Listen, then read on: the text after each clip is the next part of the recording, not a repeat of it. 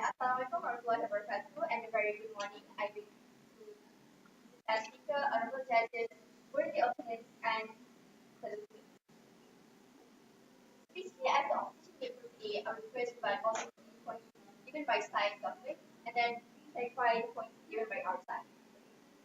First, the biggest flaw that came from side government is that they never clarified how the suspending restrictions with in property development will surely make the housing actually affordable for these people in the middle income, right? Because we actually, for example, a terrace house is for 400,000 ringgit, right? But by actually suspending these will actually lower it to a price which is affordable for these people. For example, these people only afford houses 200,000 and above, right? But then even with these suspensions, these prices won't actually be able to cater to these people's income, right? Okay, and actually, and then okay, and then they didn't actually clarify how with this accident they were actually able to stop this right? Okay. Secondly, right, it touched on how there will be a cultural classes, right? Okay. So, okay. Okay, and then we actually said on how these people in these rural areas, or these people who aren't actually living in the city, are people who are unskilled, right? Okay, so okay, okay, so let's say that they are actually unskilled in good things, right? And then go along with their paradigm. So if they actually move into the city, we can actually how we actually ensure that these people could still live a comfortable and sustainable life, right? Because if they actually assume that these people are unskilled to begin with, then if these people actually move to the city, it will be actually harder for them to find jobs that are compatible with their skill set, right? Okay, but from our side, we believe that not all people from these rural areas, not all people from these small towns are actually unskilled to begin with, right? Because we can see on how okay, for example, in Bali, right? Bali is not a big city, but it's a town. But where people actually can sustain their life and can actually live by being doctors or being teachers in the first place, right? We believe that even though these people are actually living in cities, these people actually have the choice to live here, they can actually sustain a comfortable life. Okay. And then they actually go through how these people should actually opt to move to the city in order to get a better job and in order to get a more sustainable life, right? But then from their side, they're actually creating a stigma when these people can actually be successful and these people can actually live a more sustainable life only in the city. But from our side, okay, but from our side, we believe that how these people can actually still sustain their life and actually have the choice if they believe that by living in these areas is actually better to begin with, right? Okay. And then, sorry, okay. And then they actually don't focus how it's more harmful to actually live in these areas, right? For example, they give you on how these people in these areas will actually have problems with low jobs, have actually problems with debt, right? But that's the option for them to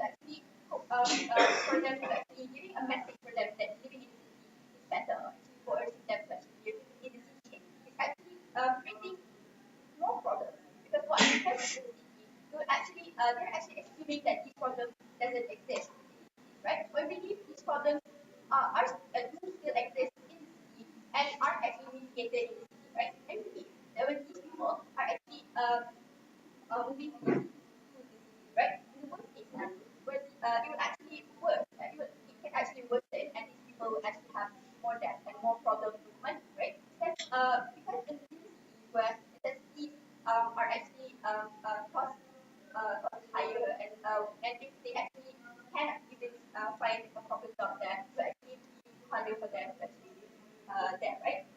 Okay. Okay. So that's it goes to on how okay, and then it goes to and how people will actually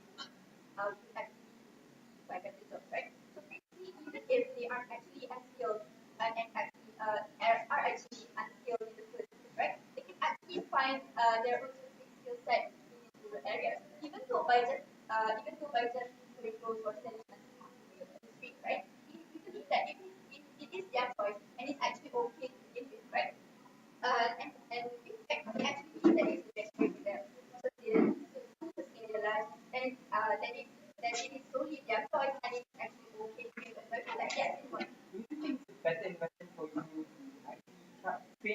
for a job that has relevance in the future, as opposed to just staying in the agricultural business, which is more or less unsustainable. From their side, they keep on saying that in these two areas, the only proper jobs there are agricultural jobs, right? But as we stated, there's also other jobs, other that from that field that they can actually sustain their life with. And we believe that it's their own right. If they believe that it's actually okay for them and they can still be compatible with those jobs, they believe that it's okay. Yeah, okay. Okay, so that was the rebuttal. So basically from our side, we propose on how firstly, if they want to actually use the city and live in the city, we actually give the alternative for these people to actually that we are actually going to lower the price of the housing, right? Because they don't know and how when these houses are actually affordable to begin with, that the demand will be high and then people would actually buy these houses, right? But in contrast to their side, when they are actually when they are only restricting suspending restrictions on these buildings, right? Where firstly it would actually ensure that how by this way people still have a high demand for housing and how in this way people will actually um, uh, uh, would actually and these demand would actually be monthly by the rich people, especially in the cities where people have more income that they will actually like housing, right? Okay.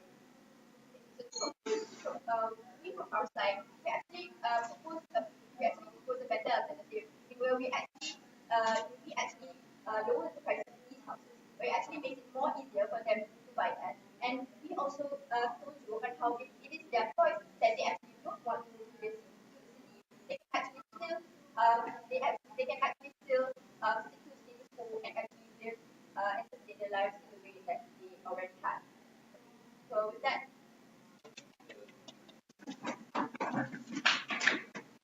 Okay, now we'll give 1 minute time for each to further like.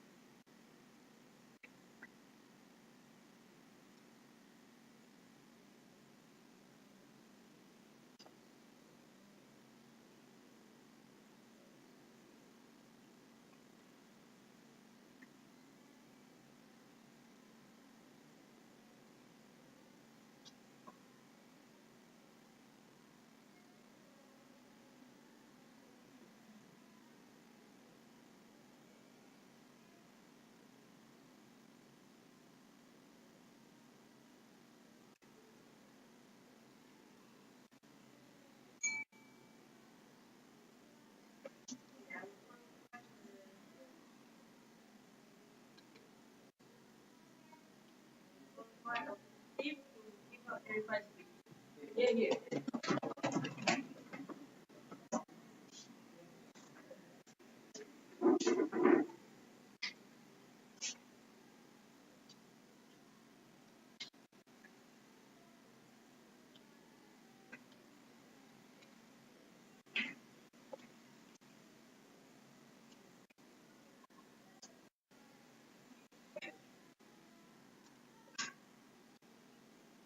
Alright. Welcome back to the speech colloquium grad section, part defining income and okay. First of all, I will summarize the thought given by the government.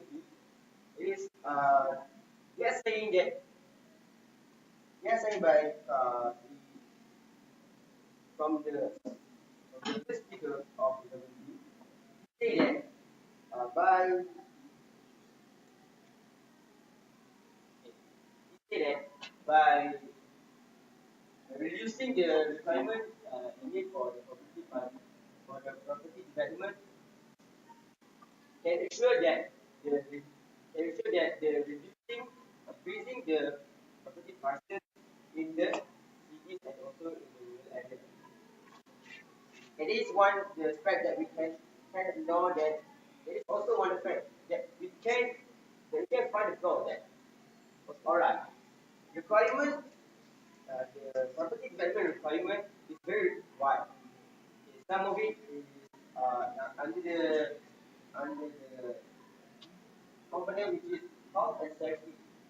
Health and safety, health and safety factors is one of the most important in the property ruling, which is almost 90% of the property development need to be safe, need to be under the safe and health, under safe and health.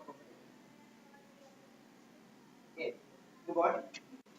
Yeah, they also say that the cultural perspective between these two classes, between the low income classes and also the high income classes, uh, is very okay. They say that they are all unskilled and so along with their prejudice. If they are none, they have and they will get no income. That means if a low income, if the villages from the suburban area come to the city, how can you really ensure that they can live a better life even though they have that skill, but they have that skill to be in the business or maybe in the business side. Okay, move on with our side, which is the opposition. We also say that uh, these that these people or villages uh, village low income classes they also uh, they also they're also doing and some of some of them also doing agricultural job and also some of them also pursue professional job like doctors and teachers in the suburban area and also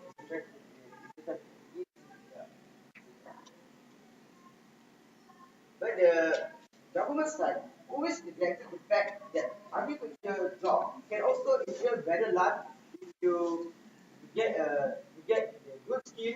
You, if you have the guts and you have the urge to improvise your life and so on.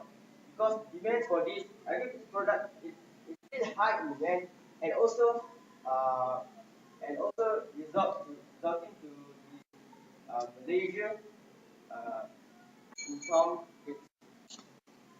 So as a result for this as a result for this, I hope that the audience and also the audience in Zoom can ensure which side are you on and which side are you gonna support to ensure that these low income people can have their own home and can live a comfortable life.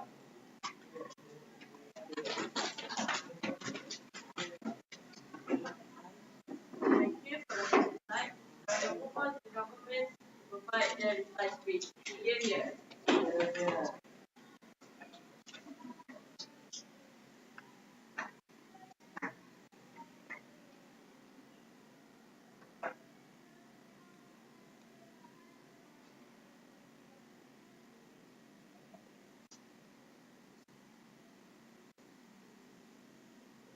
Debate wasn't about skill. It wasn't about the people who can afford or can't afford this property. It wasn't about side opposition nitpicking certain premises that would benefit and was so convenient to only their we gave you a lot of matter. Main one was the principle of calculation. We never did debate until side of it. We say this was the most important point coming from PM because like any other principle argument, we say we don't care what the outcome is. The process of giving people houses in and of itself is something justified and something morally good that we should pursue. So what are the problems with side opposition? I'm going to give you a general idea of what they did wrong. Firstly, the first two speakers only talked about our mechanism and didn't want to engage in principle or any other pragmatic harm that we put forward. This was leader of opposition and deputy leader of opposition. And the only pragmatic harm that came from side opposition was during the when she talked about how there's going to be a stigma, there's going to be a stigma why the only way to achieve success is in urban cities. We say, given that she is a whip, and we say that this is a new matter, we say that in it of itself is probably illegitimate. Secondly, why they lost. They never did rebut PM's principal argument on regulation. We say the principle of regulation lies between three key aspects. The first one being that these are the people who were denied homes in the first place. Second one, this is people who have been systematically disenfranchised. Third one is what segregation and what it was systematically built to oppress poor people in status quo. And the reason why they lost it is that they only want to engage with certain premises that they so conveniently say, that they so conveniently set up, saying that, these are the people with certain money, when they move to cities, they will lose money. Here's the thing, the debate wasn't about that. The debate wasn't about the things we even talked about. The debate was about why, the debate that side opposition should have brought was why it is justified, why it's not justified to lowest interest rate of certain state, given that poor people bought houses for in a form as a form of investment. So they want to get some return out of it. They never did talk about that. So I'm going to go with problems speaker by speaker. Firstly, the problem with leader opposition. He only talked about the mechanism and only engaged in that area. He never did fully rebut my mechanism. He gave an alternative, stop selling houses for one day. Why was this alternative problematic? Firstly, there's no financial incentive. This is hung upon the fact that private companies, need to comply with what government says. We need to stop selling houses for one day and we can solve the poor people. This is not what the profit-oriented private companies are built upon. They were built upon gathering money and building plans that will profit them in and of it. So, then why does our mechanism work and why is it the best? There's a financial need. When you increase the supply of such houses, you can profit out of it when you sell more houses in number in the end of the day. So, second problem with LO is that keep your eye, my whip, why people in rural areas managing agriculture activities will move out. This was never the case in the first place because the debate was about people who don't have access to homes and people who don't have good establishing economies or people who just don't who wants to improve their lifestyle in the first place. This is when our stakeholder will benefit. Thirdly, he only gave a lot of silver bullets. And he was nitpicking a lot of examples. We say there was a reason why we never engaged with us. So second problem with DLO, he said that our benefits don't exist because people have less money working in the city. This was never the case. It wasn't about money, it was about opportunity. Problem with it was that she gave an argument too late in the debate and we say that is bad. Debate from it's not about what he said, but it's about the decreasing value of the state properties. We say government takes the debate for you.